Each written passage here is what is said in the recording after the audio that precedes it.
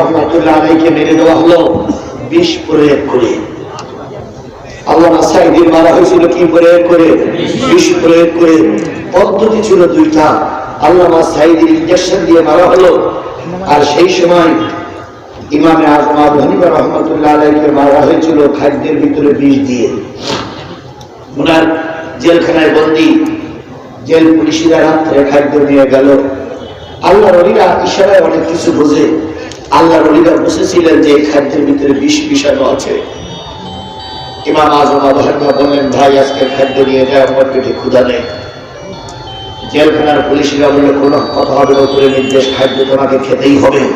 শেষ পর্যন্ত হাত ধরে পা চেপে রেখে আবু হানিফার গালের ভিতরে জোর করে খাদ্যগুলো দিলেন।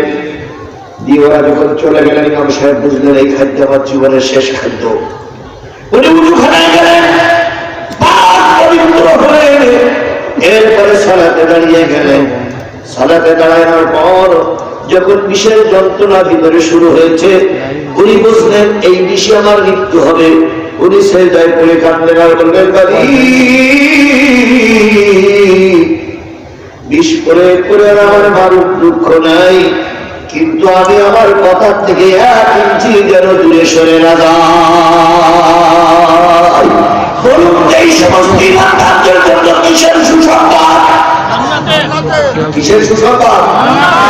আমরা ইমাম আজম আবু হানিফার অনুসারী হয়ে আজকের এই দৃঢ় বাক্য শপথ দিচ্ছি, যদি আমাদেরকে ফাঁসির কাস্টে ঝুলতে হয়, যদি আমাদেরকে বিষ প্রয়োগ করে মারা হয়, যদি আমার কাপড়ের কাপড় দিয়ে রাজপথে মিছিল করতে হয়, সবটুকু করতে রাজি। কিন্তু ওই ভারত আর এই ভারতের চাচা শেখ হাসিনাদেরকে বাংলার মস্তকে আর কোনো কথা বলতে দেওয়া হবে না, হবে না, হবে না। রাজি আছে? 2 হাত উঁচু করে বাড়িতে রাখা। আল্লাহ আমাদেরকে ধৈর্যের সঙ্গে আগামী দিনগুলো চলার তৌফিক দান করুন। আমিন। আখিরু দাওয়ানা আলহামদুলিল্লাহি রাব্বিল আলামিন।